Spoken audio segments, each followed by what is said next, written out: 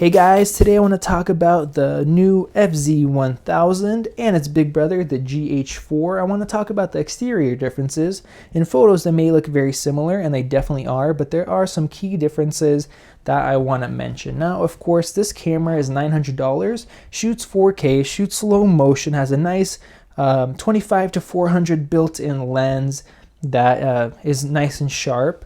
And this is $1,700. Very often paired with the speed booster and Nikon lenses, and soon to come Canon lenses with their new EF adapter. Now this one actually doesn't have a speed booster on it. My speed booster is on this camera that I'm recording with, another GH4, but this is a regular Metabones adapter with that nice declicked aperture control and the lovely, what do we call this one? Tokina, I have a lot of different lenses, Tokina 11-16 2.8 lens. So just to give you guys a comparison, I'm going to start up talking about the lenses. Now here we have this average size Nikon lens with this adapter, as you can see, fairly large size compared to the GH4, but nothing too huge.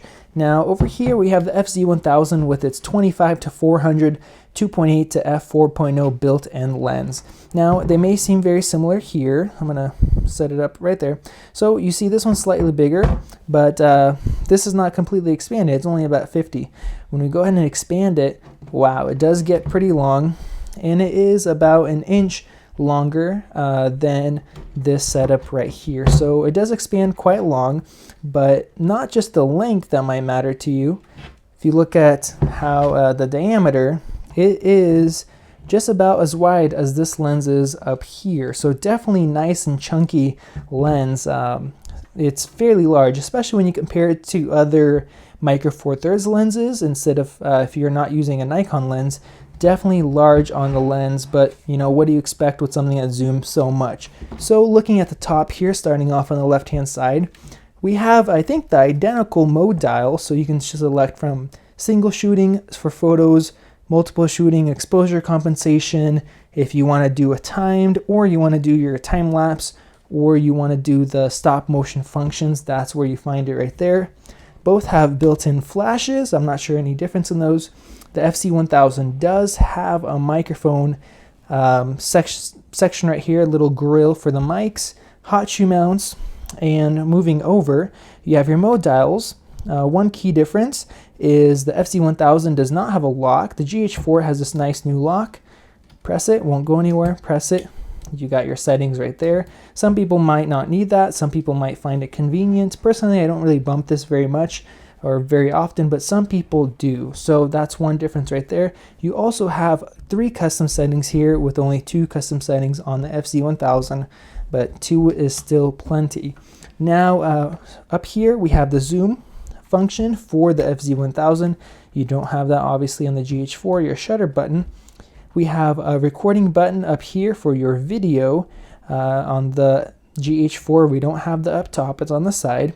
Now looking over here on the GH4, we have our white balance, ISO, and exposure compensation, which is really nice to have quick access with that with your index finger right on top here.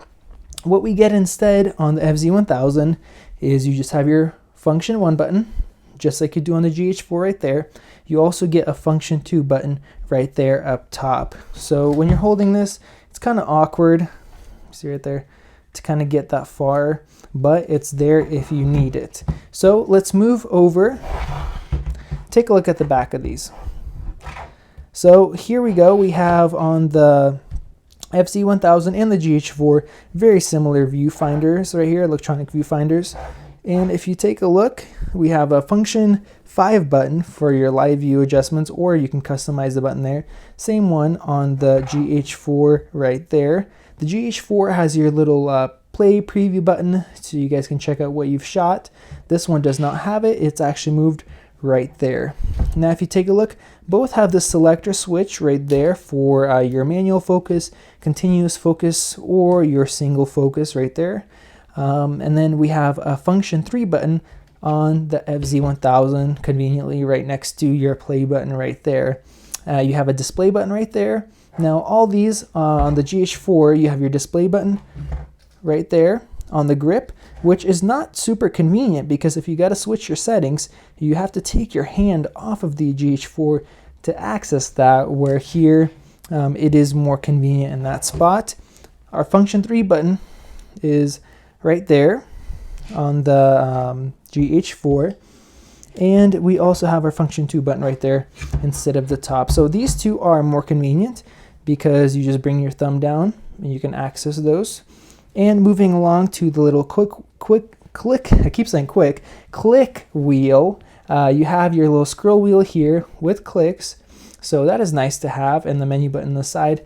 On the FZ1000, we're not as fortunate. Here we have just a little click wheel, and all your different functions are kind of stuck here. You have your ISO, white balance. If you want to do macro photos, you have your menu button right there. So not as nice, but still does the job. When you're holding it, you do have to bring your kind of wrist off to access that. So I guess you kind of have to do that here too, but I definitely do like this type of wheel better. And you have your function 4 down here at the bottom. So there are some differences, but not too much of a difference. So even though this costs quite a bit less, you're still getting those function buttons, which are very nice. So last thing, I'll talk about the screen. They have about the same size screen, but with my uses over multiple months on the GH4, ever since it came out actually, and almost a month on the FZ1000, the screen does look nicer on here than it does on here. I'm not sure about pixels, but that's just my experience. And the GH4 has a nice touchscreen. See if I'll turn that on. Yeah, the GH4 has a touchscreen.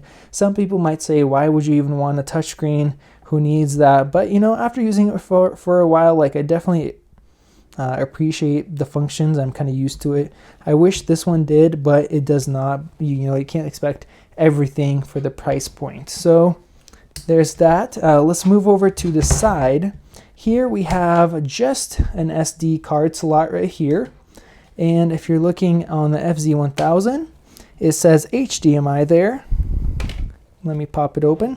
You have your HDMI, you have your audio, video, digital output, and a remote slot. Now this is not a headphone jack, it is just a remote slot. Let's move over to the other side and compare. So here on the GH4, we have those same HDMI and the audio, video, digital out. We have a headphone jack right here, and you have your microphone jack right here. On the FZ1000, we have your microphone jack, and that's it. You do not get a headphone jack with the FZ1000. I wish you did, but you do not. One thing that you do have on this built-in lens is your focus and your zoom. You get a switch and you get to select which one you want. You do not get both. There's only one ring, and this ring is fly-by-wire. It's electronic, not manual. So it's not horrible, but if you want it to react super quick, if you're doing lots of switches, it may not keep up with you. That's something you get a little bit more used to after you use it for a while, but that's kind of one of the downsides. And you also have your power OIS, optical image stabilization. Do you want that on or do you want that off? So it is built in. It does work for video. It does work for 4K. So that is very, very nice. Now, I'll shut this off. Coming down to the bottom right here, a couple other things to mention. Here we have the GH4. You have your battery slot. Now this uses a GH3 battery, so same one as the GH3. The GH4 lasts 4 hours, maybe even longer. Very, very nice battery. You have this nice little lever to lock it in, makes it really quick. And you have your 1/4-inch mount that is centered with where your lens is. And that's where I like it. Nothing blocks anything. You also have this little cover for that big port or for a battery grip under here. You also, when you use a speed booster, which many people do use on these, you can put your quick release setup right here, and you have complete access, even when the camera is on a tripod, to your battery, which is definitely nice. Now on the FZ1000, you have your 1/4-inch tripod jack, little screw mount thing there. It is not centered with the lens, so that does create a problem. If you're trying to change your battery and you have a quick release plate on here, almost all quick release plates, everything that I have, will block this door, meaning when you pull this little tab open, it won't do that. It will stay blocked. So if you're gonna change out a battery while you're shooting, you're gonna have to take off your quick release plate. Not very convenient. And at the same time, you have both your battery, which is a GH2 battery that does not last as long as the GH4, and your SD card under this slot that's going to get blocked. There are some options out there that will screw into here, move your other 1/4" screw here, which can help, but definitely something that's not very convenient with the FZ1000 GH4. Much more convenient. So guys, hopefully that video has been helpful. If you saw this camera, you saw that it looks very similar and you want to know what differences there are, hopefully this video helps you guys out. Now this does have some kind of less features and stuff, but I'm really impressed with the setup, the size, the way the camera feels for the money, all those custom function buttons that you still get on a camera that's less than half the price. And then not even thinking about the 4K that you get, the slow motion. Just awesome camera. I'm very happy with it. Obviously very happy with the GH4 as well. Has a little bit more pro features there, better build quality, some more options, kind of stuff like that. So guys, if this has been helpful at all, go ahead and give me that thumbs up. It only takes you guys about 2 seconds, and they'll help other people find this video. If you guys have any questions whatsoever, go ahead and write those down in the comments below. I do read all the comments and I respond to as much of them as I can. Sometimes YouTube doesn't let me respond to them for some reason, but I try my best to do that. And if you guys want to pre-order one of these, or you guys want to order them, they're still sold out. But make sure you put an order, and I'll have a link to it in the description as well.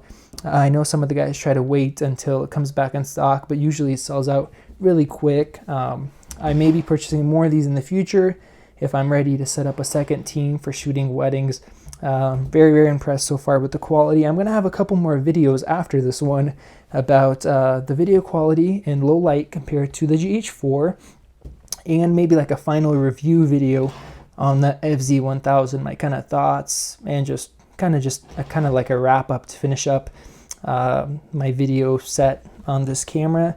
So far, I'm very impressed with it. There's definitely some downfalls that I already spoke about. So if this is the first time you're watching a video on this camera, go ahead and check out my other videos. And if you guys are interested in different cameras, as far as video, other equipment, some electronics type stuff based around video creation, that type of stuff, definitely subscribe to my channel. I'm gonna have some more content soon. I have something else coming in the mail that I'm very excited about. I can't wait for it to get here, and that will be up soon as well. So thank you guys for watching. Once again, the link is in the description for this camera. Go check that out. Let me know what you guys think in the comments, and I will see you later. Bye.